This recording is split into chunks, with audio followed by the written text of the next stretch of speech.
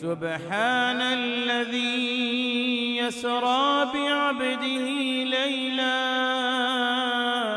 ليلا من المسجد الحرام إلى المسجد الأقصى الذي باركنا حوله لنريه من آياتنا.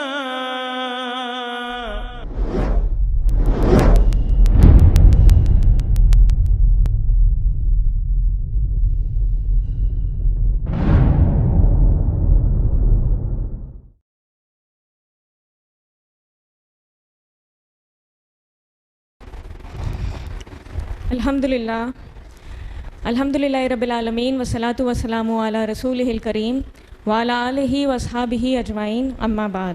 اعوذ باللہ من الشیطان الرجیم، بسم اللہ الرحمن الرحیم. رب اشرح لی صدری ویسر لی امری واحلل عقدۃ من لسانی یفقہوا قولی. ڈیئر آل، السلام علیکم ورحمۃ اللہ وبرکاتہ. It is my pleasure to extend a very warm welcome to all of you present over here on behalf of IERO. It is very delightful to have you all. روایات کے مطابق ہم اپنے پروگرام کا آغاز تلاوت قرآن سے کریں گے. And for that I would like to call upon the stage dear Fariza Amina, a student of Taqwa Islamic School. أعوذ بالله من الشيطان الرجيم. بسم الله الرحمن الرحيم. يا بني إسرائيل اذكروا نعمتي التي أنعمت عليكم وأني فضلتكم على العالمين. واتقوا يوما لا تجزي نفس عن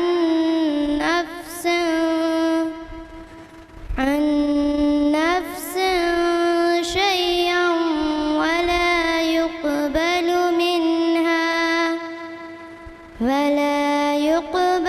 منها شفاعة ولا يؤخذ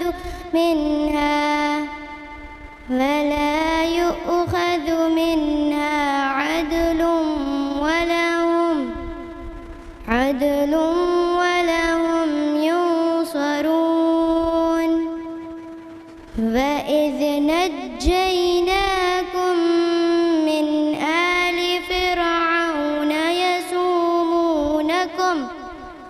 يسومونكم سوء العذاب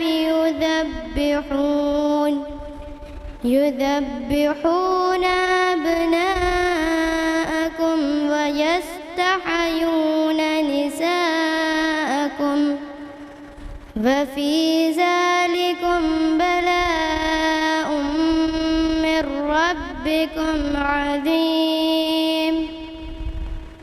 وإذ فرقنا بكم البحر فأنجيناكم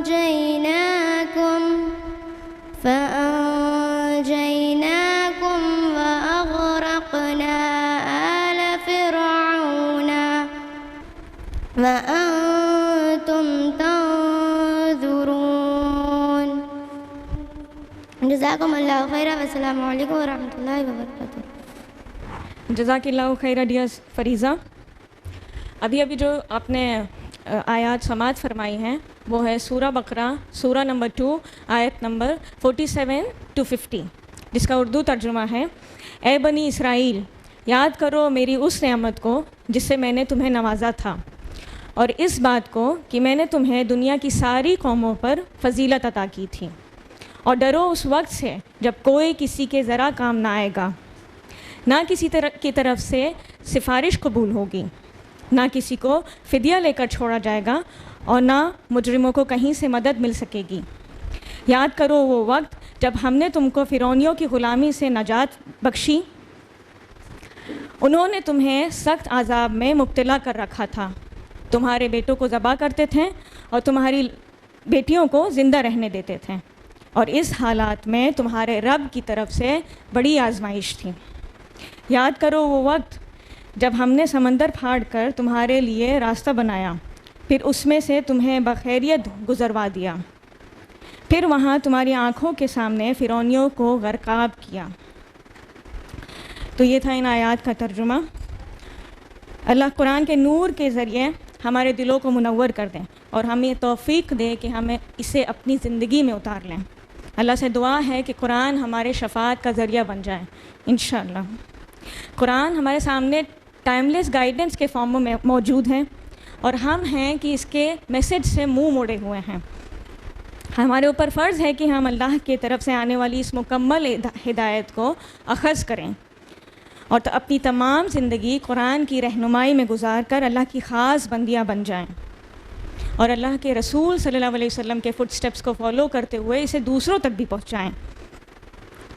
اسی ذمہ داری کے تحت 15 years ago IERO, that is Islamic Educational and Research Organization, was founded، جس کا کور آبجیکٹیو ہی ہے اللہ کے پیغام کو عام کرنا، and IERO has been consistently striving for the same، تاکہ لوگوں کو معلوم ہو کہ ہمارے اس دنیا میں آنے کا مقصد کیا ہے، اللہ تعالیٰ نے ہم پر کون کون سی ذمہ داریاں عائد کی ہیں۔ اور اگر ہم غور کریں تو ہمیں صاف دکھائی دے گا کہ آج کا مسلمان غفلت میں ہے۔ ہم نے اس فانی دنیا کو سچ سمجھ لیا ہے اور ہمیشہ باقی رہنے والی زندگی پر ہم غور ہی نہیں کر رہے ہیں، اور اسی کا نتیجہ ہے آج جو کچھ بھی ہمارے فلسطین کے بھائیوں اور بہنوں کے ساتھ ہو رہا ہے۔ ہم کچھ لمحے اپنے social media handles that is Instagram, Facebook پر اس میسیکر کے گلمسز کو دیکھ کر افسوس تو کر لیتے ہیں اور پھر اپنی زندگیوں میں مصروف ہو جاتے ہیں اور یہ کہتے ہیں کہ ہم کر ہی کیا سکتے ہیں۔ یہاں تک کہ جو لوگ اتھارٹی میں بھی ہیں they have also turned their deaf ears towards the conflict. In fact, it's not a conflict, it's a holocaust, mass murder, absolute violence, a massacre. It's not just a minor issue, it's about Masjid al-Aqsa, which is often referred to as the land of the prophets. It is a blessed land. یہ ہماری 3 sacred places میں سے ایک ہے اور Islamic history کی دوسری مسجد ہے۔ نبی کریم صلی اللہ علیہ وسلم being 700 miles away from this mosque frequently mentioned it in his speeches. نبی کریم صلی اللہ علیہ وسلم کی حدیث ہے، حدیث صحیح بخاری کی حدیث نمبر 7460، میری امت کا ایک گروہ حق پہ ہوگا، اس کو کوئی چیز تکلیف نہیں پہنچائے گی، کوئی شر پہنچانے والا اس کو شر نہیں پہنچا پائے گا جب تک اللہ کا حکم نہیں آ جاتا۔ یہ لوگ حق پہ ہوں گے ٹل دا ڈے آف ججمنٹ۔ صحابہ اکرام نے پوچھا کہ یا رسول اللہ یہ لوگ کہاں ہوں گے؟ نبی کریم صلی اللہ علیہ وسلم نے فرمایا کہ یہ بیت المقدس یا اس کی ویسینٹی سے ہوں گے۔ In fact it's a glad tiding for our Palestinian Muslims. اور حالت حاضرہ کو دیکھتے ہوئے اور عوام کو اس سے اویئر کرانے کی ضرورت کو سمجھتے ہوئے آج کے اس پروگرام کو منعقد کیا گیا ہے، جس کے ٹاپکس ہیں آپ سبھی واقف ہیں، دیٹ از داستان فلسطین۔ تو آئیے جانتے ہیں کہ کیا ہے وجہ کہ ایک خطے کے لوگوں پر اتنا ظلم کیا جا رہا ہے، کیا ہے داستان فلسطین، جس کے لیے میں مدعو کرتی ہوں مسز اسما شمس کو۔ آپ IERO کی لیڈیز ونگ کی پریسیڈنٹ اور تقویٰ اسلامک اسکول کی پرنسپل ہیں۔ She has perceived BEd and M.Ed. Recently she has completed her Masters in Arabic from University of Allahabad. She has passed her MA with flying colors and topped the university. And she's been looking forward to take admission in PhD. Mrs Asma Shams ایک vision کے ساتھ field میں آئی تھیں تاکہ ladies کو ان کی ذمہ داریوں کا احساس دلایا جائے۔ آپ کے لیکچرز نہ صرف الہ آباد بلکہ الہ آباد کے باہر بھی لوگوں کو مستفیض کرتے ہیں۔ Mrs Asma Shams is an inspiration for a lot of girls. She has been moulding lives for years. May Allah accept her services. May Allah grant her Jannah and reward her abundantly. آمین۔ تو میں request کرتی ہوں ہماری جماعت کی امیرہ سے کہ وہ آئیں اور اپنی گفتگو سے सरफराज करें।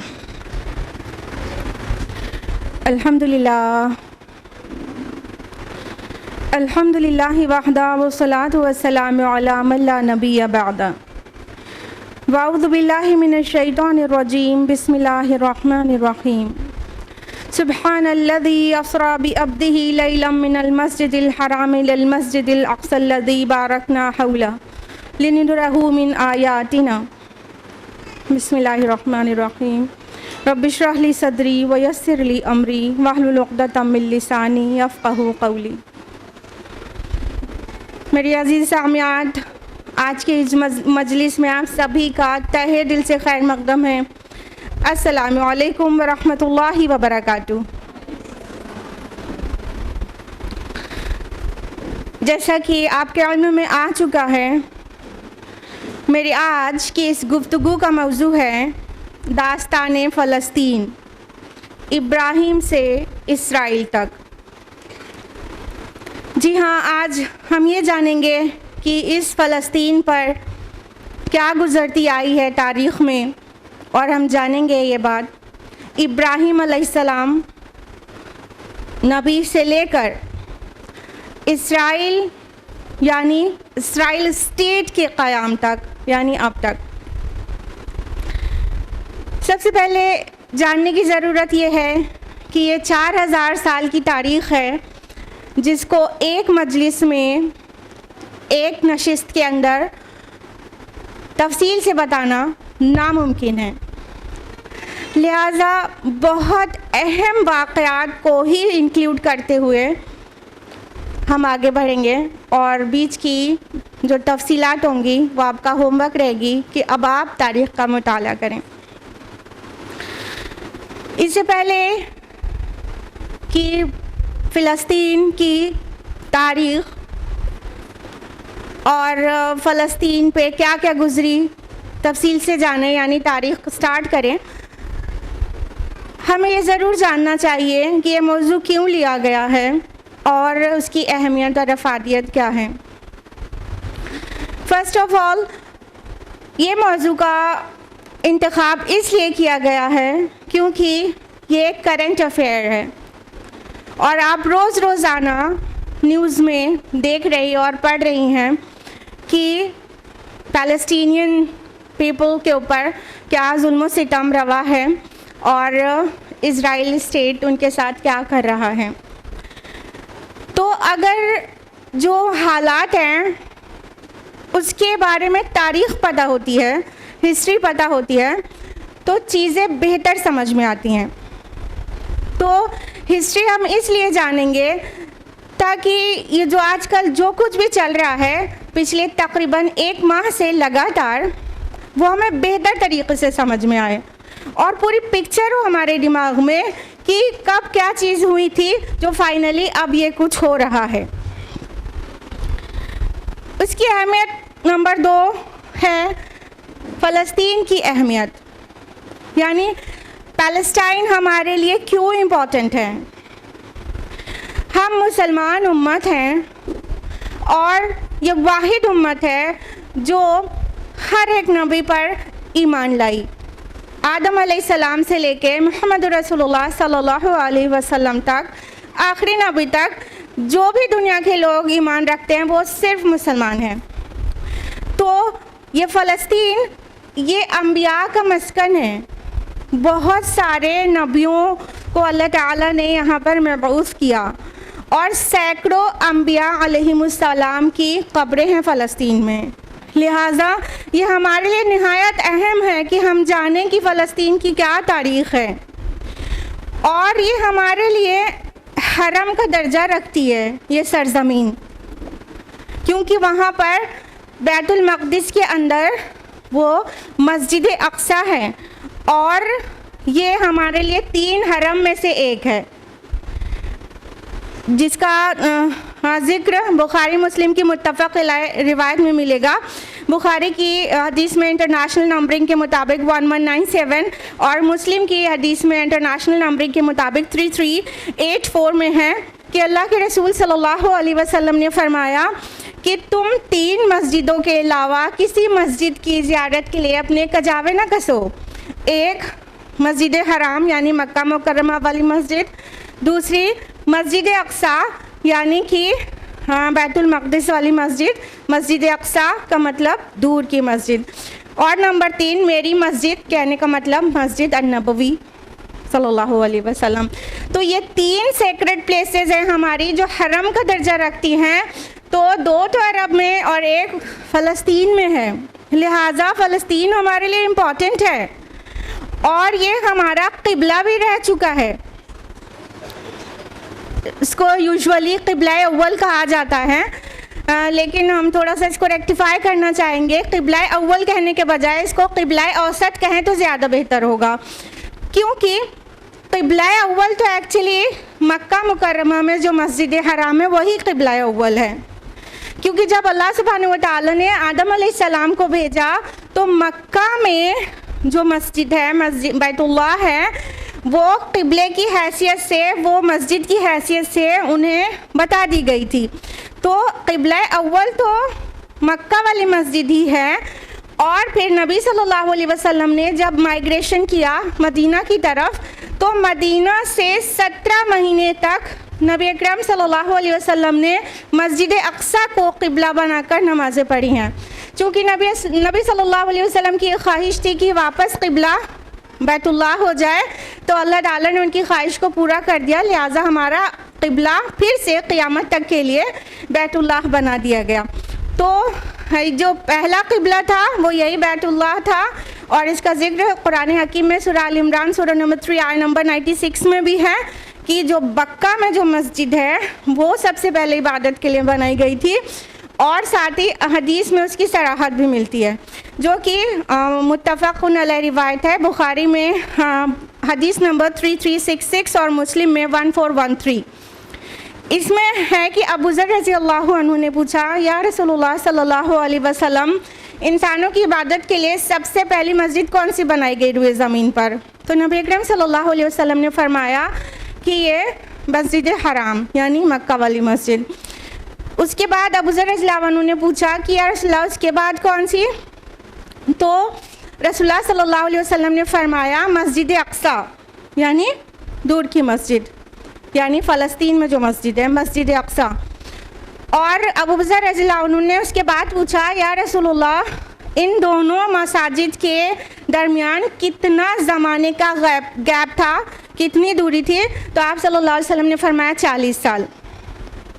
تو ہمیں واضح ہو گیا کہ سب سے پہلے بیت اللہ کو تعمیر کیا گیا اس مسجد کی حیثیت سے، اور اس کے بعد مسجد اقصیٰ کو، اور صرف 40 سال کے بعد مسجد اقصیٰ کی تعمیر ہو چکی تھی۔ Point to be noted here is that کہ آدم علیہ السلام کے کسی بیٹے نے مسجد اقصیٰ کی تعمیر کی ہے پہلے اولاً، اور اس کا نام مسجد اقصیٰ مینشن کیا ہمارے نبی صلی اللہ علیہ وسلم نے عرصہ دراز کے بعد، یعنی صرف 40 سال کے بعد مکہ کی مسجد کے یہ یروشلم میں جو مسجد ہے مسجد اقصیٰ وہ تعمیر ہو چکی تھی۔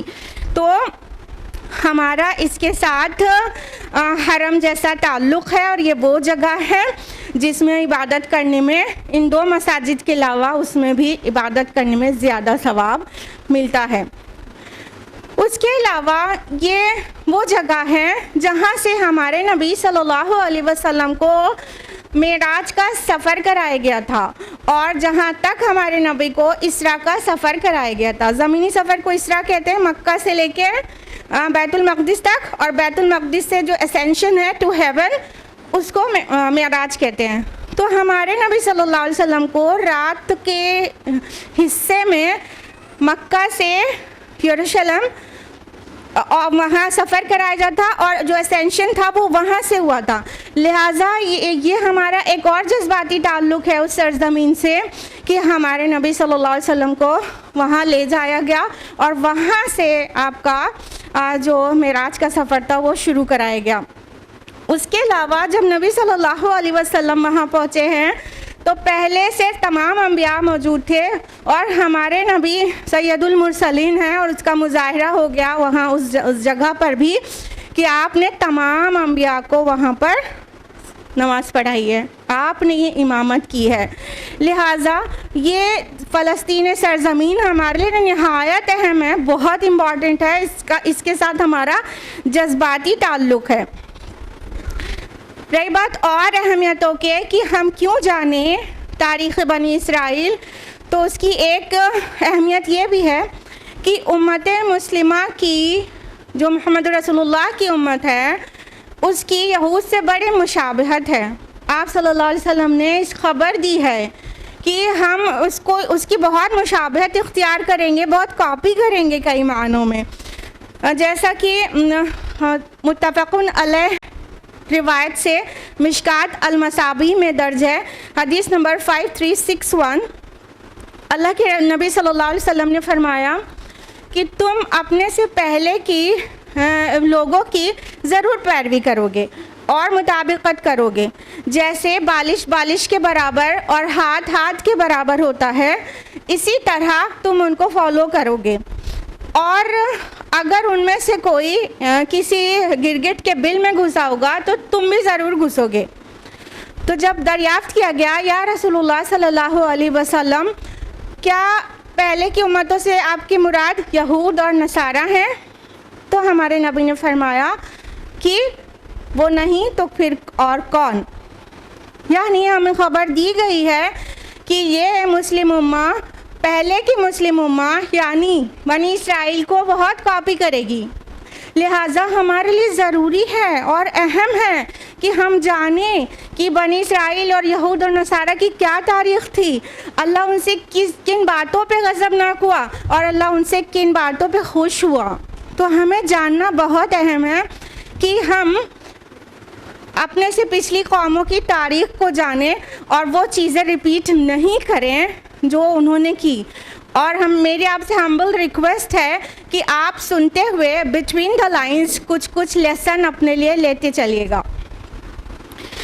اور قرآن حکیم میں بنی اسرائیل کے متعلق جو واقعات ہیں اس کی جو کثرت ہے اس سے بھی اس کی اہمیت کا پتہ چلتا ہے، یعنی اللہ تعالیٰ نے آخری رسول سے خطاب کر کے تو پورا قرآن ہی نازل کیا ہے، لیکن اس کے علاوہ جس رسول کا نام قرآن میں سب سے زیادہ بار آیا ہے وہ کون ہے؟ ایگزیکٹلی موسیٰ علیہ السلام۔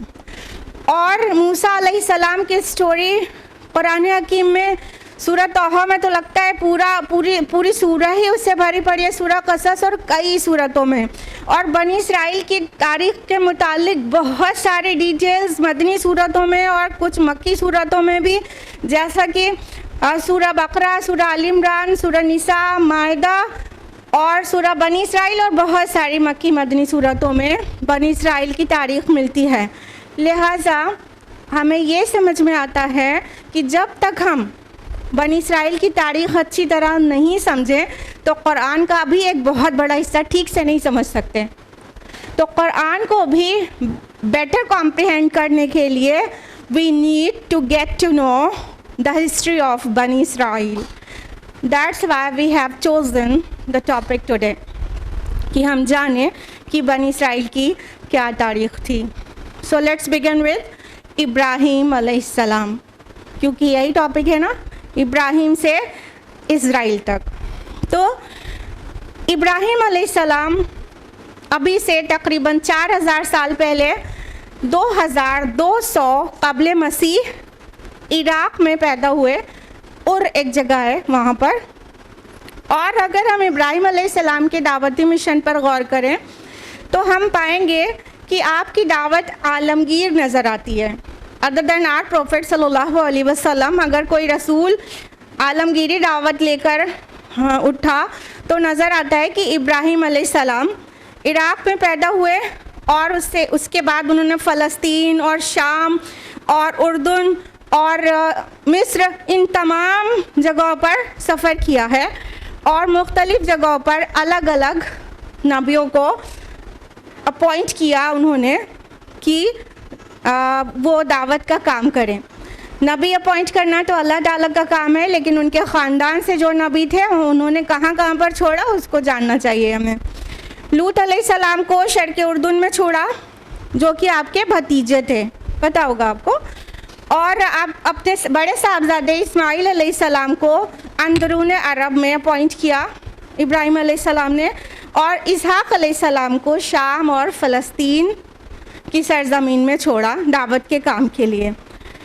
تو ابراہیم علیہ السلام کے بیٹے اسحاق علیہ السلام جو کہ شام و فلسطین میں اپوائنٹڈ تھے ایز اے پروفٹ، ان کے صاحبزادے ہیں یعقوب علیہ السلام، اور یعقوب علیہ السلام کا لقب ہے، کیا ہے بتائیے؟ ایگزیکٹلی آپ سب کو پتہ ہے، اسرائیل۔ اسرائیل کا معنی بھی جانتے ہوں گے، بندہ خدا یا عبداللہ۔ اسرا کہتے ہیں بندے کو، ایل عبرانی زبان میں کہتے ہیں خدا کو۔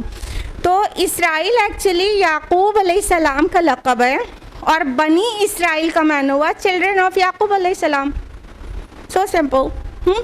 تو اسرائیل نام، بنی اسرائیل نام ان کا یہاں سے ٹیکن ہے، ابراہیم علیہ السلام کے پوتے، یعقوب علیہ السلام کے چلڈرن۔ جہاں تک ان کا نام یہود یا یہودیت مذہب کی بات ہے، تو یہ تو بہت بات ہے کہ یہودیت یا یہود نام سے انہیں جانا جانے لگا۔ یہ تقریباً 1000 سے 1100 سال بعد کی بات ہے، جب سلیمان علیہ السلام کے 2 بیٹوں کے درمیان ان کی مملکت ڈیوائیڈ ہو گئی تھی، تو جو حصہ غالب آیا اس پر یہودیہ کی سلطنت تھی، سلطنت یہودیہ غالب آئی، اور یہ نام آیا تھا یعقوب علیہ السلام کے ایک بیٹے تھے جیوڈا، اسی سے سلطنت یہودا نام پڑا، کیونکہ وہ اس خاندان سے آگے بڑھے تھے۔ تو اس سلطنت کے غلبے، سلطنت یہودیہ کے غلبے کی وجہ سے ان کو یہودی کہا جانے لگا، یا جیوڈا سے جوڈائزم، ٹھیک ہے۔ تو یہ یہود اور یہودا 1000 سال 1100 سال کے بعد نام ان کا پڑا ہے، اور یہ بات ہم میں سے سبھی لوگ جانتے ہیں کہ ابراہیم علیہ السلام نہ یہودی تھے نہ نصرانی، لیکن وہ کیا تھے؟ ہی واز اے مسلم۔ تو ابراہیم علیہ السلام تو یہودی نصرانی نہیں تھے، انہوں نے اپنے سے نام ڈالا ہے، اور ہم سب کو پتہ ہونا چاہیے اللہ تعالیٰ نے کوئی اور دین، کوئی اور مذہب نہیں بھیجا، ہر پروفٹ کو اسلام دے کر بھیجا ہے، اور سب مسلم تھے اور ان کے فالوورز سب مسلم تھے، ٹھیک ہے۔ تو ابراہیم علیہ السلام کے جو پوتے یعقوب علیہ السلام جو فلسطین میں آباد تھے، تو ان کے بیٹے ایک پروفٹ تھے، کیا نام تھا ان کا؟ یعقوب علیہ السلام کے وہ بیٹے جو نبی تھے، ہاں سب کو معلوم ہے نا، یوسف علیہ السلام، وہ ان کے بیٹے تھے، نبی تھے۔ لیکن یوسف علیہ السلام کے ساتھ بچپن میں کیا واقعہ پیش آیا، یہ ہمیں سورہ یوسف سے خوب اچھی طرح سے پتہ ہے، ٹھیک ہے۔ تو اگر بائبل کے معنی according to the Bible and scholars of the Bible, Yusuf علیہ السلام کی پیدائش 1906 قبل مسیح ہوئی تھی، 1906 بیفور کرائسٹ۔ اور جو واقعہ سورہ یوسف میں یوسف علیہ السلام کا مینشنڈ ہے، اکارڈنگ ٹو دا بائبل وہ 1890 BC بگن ہوا تھا، ٹھیک ہے۔ تو آپ نے جانا کہ یوسف علیہ السلام کو ان کے بھائیوں نے کنویں میں ڈال دیا، وہاں سے جس قافلے نے ان کو نکالا وہ مصر کی طرف جا رہا تھا، اور یوسف علیہ السلام کہاں پہنچ گئے؟ مصر پہنچ گئے۔ اس طرح بنی اسرائیل میں سے ایک نبی وہ مصر پہنچ جاتے ہیں، ٹھیک ہے۔ جب یوسف علیہ السلام مصر پہنچے تھے تو وہاں پر جو بادشاہ ہوتے تھے ان کو چرواہے بادشاہ یا ہیکسس کنگز کہا جاتا تھا، اور اس ٹائم پر جب یوسف علیہ السلام جیل سے نکلے ہیں تو اس ٹائم 15th ڈائنیسٹی رول کر رہی تھی ہیکسس کنگز کی، 15th ڈائنیسٹی، 15ویں خاندان کی حکومت تھی چرواہے بادشاہوں کی، اور یہ قبطیون نسل نہیں تھے، مصر میں تھا نا، لیکن قبطیون نسل نہیں تھے، یہ عربیون نسل تھے۔ تاریخ میں ہے کہ یہ 2000 BC کے قریب عرب علاقوں سے نکل کر مصر گئے تھے، اور مصر میں غلبے کو پا کر وہ حکومت کرنے لگے تھے۔ لہٰذا جب یوسف علیہ السلام مصر پہنچے ہیں تو وہ بھی عربی نسل تھے، لہٰذا ان کو وہاں بڑی، جب جیل سے نکلے ہیں تو بڑی عزت ملی اور بڑا پوزیشن ملی، اور وہ منسٹر بھی بن گئے خود بھی. اور آپ کو یہ بھی پتہ ہے کہ جب یوسف علیہ السلام منسٹر بن چکے تھے تو جب فلسطین میں سوکھا پڑ گیا تھا تو آپ کے پورے خاندان کو آپ نے کہاں بلا لیا تھا؟ مصر بلا لیا تھا. تو یعقوب علیہ السلام اپنے پورے خاندان کو لے کر، جس میں ان کے بیٹے، بہو اور پوتی پوتے سارے تھے، تقریباً بائبل کے معنی تو 90 لوگ تھے، اور بہوؤں کو الگ کر دے تب بھی 67 ان کے خاندان کے لوگ تھے. یہ سارے کے سارے لوگ مائیگریٹ کر کے کہاں پہنچ جاتے ہیں؟ مصر پہنچ جاتے ہیں. تو یعقوب علیہ السلام اور یوسف علیہ السلام تو وہاں بہت آرام سے تھے، لیکن یوسف علیہ السلام کے بعد ایک بہت متعصب ٹائپ کی نیشنلسٹ موومنٹ وہاں پر سٹارٹ ہوئی، جس کو گریٹ نیشنلسٹ موومنٹ کہا جاتا ہے.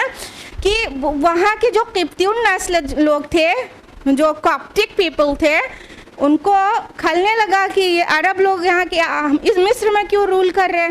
تو انہوں نے اس کے خلاف ایک تحریک شروع کی بہت بڑی، اور اس تحریک نے اس میں اتنا زور تھا کہ انہوں نے یہ جو ہیکسس کنگز تھے ان کا تختہ پلٹ دیا، اور الٹیمیٹلی وہ فینیٹک کاپٹک جو ڈائنیسٹی تھی وہ رول کرنے لگی. اور ان کے بادشاہوں کو کیا کہتے ہیں ہم؟ بتائیے. موسیٰ علیہ السلام کے ٹائم پر بالکل صحیح، فرعون کہتے ہیں، جمع اس کی فراعنہ. تو اس طرح سے فراعنہ کی حکومت آ گئی مصر میں. تو جب فراعنہ کی حکومت تھی تو بنی اسرائیل پر ظلم و ستم شروع ہو گیا. لہٰذا ہم دیکھتے ہیں نا، مصر میں یوسف علیہ السلام کی تو اتنی عزت ہے، اور اس کے بعد دیکھتے ہیں موسیٰ علیہ السلام کی سٹوری میں پڑھتے ہیں کہ بنی اسرائیل کچلے جا رہے ہیں نا. تو جب فراعنہ کی حکومت آ گئی تھی تو وہاں پر بنی اسرائیل کی مار پٹائی اور بالکل ظلم و ستم کے پہاڑ توڑے جانے لگے. مفت کے غلام سے بھی بدتر ان کے ساتھ سلوک کیا جانے لگا. اور جہاں کہیں بھی ہم لوگ موسیٰ علیہ السلام کی سٹوری میں پڑھتے ہیں قرآن میں تو پتہ چلتا ہے بنی اسرائیل کس طرح سے وہاں پیسے جا رہے تھے.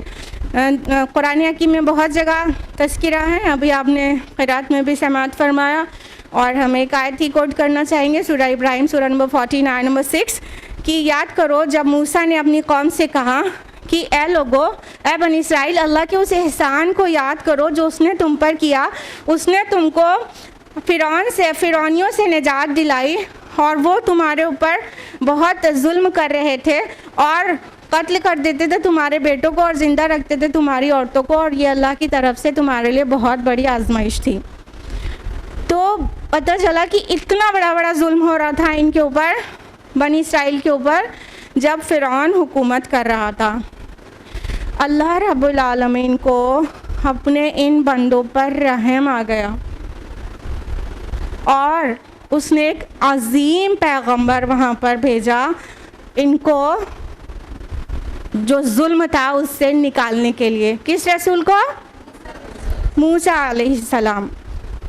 تو موسیٰ علیہ السلام 1400 BC وہاں پر اپوائنٹ ہوئے تھے، یعنی موسیٰ علیہ السلام کا زمانہ 1400 قبل مسیح کا زمانہ ہے. موسیٰ علیہ السلام نے کو کہا گیا سورہ توحہ سورہ نمبر 20 آیت نمبر 24 میں، اذهب الى فرعون انہ طغى، جاؤ فرعون کی طرف، اس نے بڑی سرکشی مچا رکھی ہے. تو موسیٰ علیہ السلام 2 ڈیوٹیز پر اپوائنٹڈ تھے. نمبر 1 کہ سارے لوگوں کو، چاہے وہ قبطیون نسل ہوں، فرعون ہو، آل فرعون ہو یا بنی اسرائیل، ان سب کو اللہ کی توحید کی دعوت دیں. اور ڈیوٹی نمبر 2 آپ لوگ بتائیے. ایگزیکٹلی، ماشاء اللہ، سب آپ لوگوں کو پتہ ہے، بس ہم کنیکشن آپ کو دے رہے ہیں، سمجھ لیجئے. تو بنی اسرائیل کو وہاں سے ریلیز کرانا نا. موسیٰ علیہ السلام نے جا کر دعوت دی فرعون کو، وہ نہیں مانا، آپ کو پتہ ہے. موسیٰ علیہ السلام کو حکم ہوا کہ لے کر نکلو، جو چیز آپ کو معلوم ہے وہ ہم سرسری لے کے گزر رہے ہیں، ٹھیک ہے. تو کہا بنی اسرائیل کو وہاں سے لے کر نکل جاؤ راتوں رات، اور تمہارا پیچھا کیا جائے گا. موسیٰ علیہ السلام لے کر نکلے. فرعون اپنے پورے لاؤ لشکر کے ساتھ پیچھا کر رہا تھا، اور یہ کہاں سے؟ مصر سے نکلے ہیں، اور جانا کیا ہے؟ صحرائے سینا کی طرف پہنچنا کہاں ہے؟ فلسطین کی طرف. تو بیچ میں کیا ہے؟ بحر احمر ہے، ریڈ سی. اس کو کراس کیا موسیٰ علیہ السلام نے، اور جیسے ہی آپ کے سارے لوگ بنی اسرائیل کراس ہو گئے، فرعون بھی پیچھا کرتے ہوئے آیا، اور آپ کو سب کو پتہ ہے وہ غرقاب ہو گیا. پورا منظر سکیچ کیا گیا ہے سورہ یونس میں، ٹھیک ہے. تو وہ غرقاب ہو گیا، لیکن موسیٰ علیہ السلام کا مشن سامنے جانے کی طرف تھا، پیچھے آنے کی طرف نہیں. مصر پھر نہیں پلٹے، آپ بنی اسرائیل کو لے کے صحرائے سینا میں داخل ہو گئے، سینائے پیننسیولا. اس میں پھر بنی اسرائیل نے تمام طرح کے فتنے شروع کر دیے. موسیٰ علیہ السلام کو بلایا گیا کوہ طور پر شریعت دینے، تورات دینے کے لیے. ان کے پیچھے شرک میں مبتلا ہو گئے، آپ کو پتہ ہے بچڑے کی عبادت کرنے لگے. تو یہ ان کی فتنے شروع ہو گئے، کیونکہ یہ جو اتنے غلامی کے اتنے سال ان کے اوپر گزر چکے تھے نا، تو یہ دینی، اخلاقی اور سیاسی حالت نہایت خستہ ہو چکی تھی. تو ایک کے بعد ایک یہ کوئی نہ کوئی فتنے ہی میں مبتلا ہو جاتے تھے. لہٰذا موسیٰ علیہ السلام کو بہت برا لگا جب انہوں نے آنکھیں دیکھا. پھر ان کو تورات دی گئی، ان کو روکا گیا شرک سے، اللہ کی طرف بلایا گیا. ان کے پر بہت نعمت اللہ تعالیٰ نے برسائی، بہت سارے انعام کیے. آپ سب کو سب پتہ ہے، من اور سلوہ بنا کھائے کمائے ان کو کھانے کو ملتا تھا. دھوپ کے لیے چھت بنانے کی ضرورت نہیں تھی، بادلوں کا سایہ ان کے اوپر تھا. تو اس طرح سے اتنے لاڈ اور پیار سے اللہ تعالیٰ نے اس قوم کو صحرائے سینا میں رکھا ہوا تھا. لیکن انہوں نے اللہ کے شکر گزار ہونے کے بجائے، رب اور رسول کی ماننے کے بجائے ہمیشہ ہی کوئی نہ کوئی فساد کیا. جب اللہ تعالیٰ کی طرف سے موسیٰ علیہ السلام کو حکم ملا کہ اپنی قوم کو بولو کہ اب لڑیں، جنگ کریں، اپنی اصل سرزمین فلسطین میں داخل ہوں، تو انہوں نے کیا کیا؟ شاید آپ کو پتہ ہے. ریوائز کرتے ہیں. سورہ مائدہ سورہ نمبر 5 آیت نمبر 20 سے 26 تک میں یہ چیزیں مینشنڈ ہیں.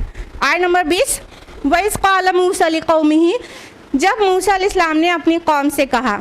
آیت نمبر 21، یا قوم ادخلوا الارض المقدسۃ التی کتب اللہ لکم، کہ اے میری قوم داخل ہو جاؤ ارض مقدسہ میں جو اللہ نے تمہارے لیے لکھ دی ہے. یہ ارض مقدسہ کون سی ہے؟ فلسطین. تو آپ کو معلوم ہے کیا جواب دیا تھا موسیٰ کی قوم نے علیہ السلام؟ آیت نمبر 24 کیا کہا؟ فَاذْهَبْ أَنْتَ وَرَبَّكَ فَقَاتَلَا إِنَّا هَاهُنَا قَاعِدُونَ. اے موسیٰ تم اور تمہارا رب تم دونوں جاؤ، جا کے لڑو، ہم یہیں بیٹھے ہیں. اللہ اکبر. کس قدر بیزاری کا احساس ہوا ہوگا موسیٰ علیہ السلام کو، اور کیسی تکلیف ہوئی ہوگی اس دعوت پر کہ چلو جہاد کرتے ہیں، اپنی سرزمین کو واپس لے کے وہاں پر سکونت اختیار کرتے ہیں. اس کے جواب میں تم اور تمہارا رب جا کے لڑو. صرف 2 لوگ ایمان لائے تھے اس بات پر، صرف 2 لوگ تیار تھے کہ ہم تیار ہیں جہاد کے لیے. ایک یوشع ابن نون اور دوسرا کالب بن یفنہ. ٹھیک ہے، یہ 2 لوگ میں جہاد ہوتا ہے. تو موسیٰ علیہ السلام بھی بیزار اور اللہ تعالیٰ بھی ان سے ناراض ہو گئے. فرمایا نمبر 26 میں، نمبر 26 میں قال فإنها محرمۃ علیہم 40 سنہ. اب یہ سرزمین تمہارے لیے 40 سال کے لیے حرام کر دی گئی. کہنے کا مطلب تم چاہو بھی فلسطین میں داخل ہونا تو ہو نہیں سکتے، اب تم یہیں صحرا میں سرگرداں رہو. یہ 40 سال جو صحرا میں تھے، اس درمیان میں وہ سب لوگ جو جوانی میں نکلے تھے مصر سے، وہ سب مر کھپ گئے، اور موسیٰ علیہ السلام کا بھی انتقال ہو گیا اسی درمیان میں. موسیٰ علیہ السلام جانے سے پہلے انہیں بہت ساری ہدایات دے کر گئے تھے کہ کیا کیا کرنا کیا نہیں کرنا، جب کبھی فلسطین میں داخل ہونا تو تمہارا کیا طرز عمل ہونا، تو سب سکھا پڑھا کر گئے تھے. بائبل میں پڑھے تفصیل سے ملے گا. لیکن وہ ان میں سے اکثر چیزیں انہوں نے بھلا دی، مان کر نہیں دی.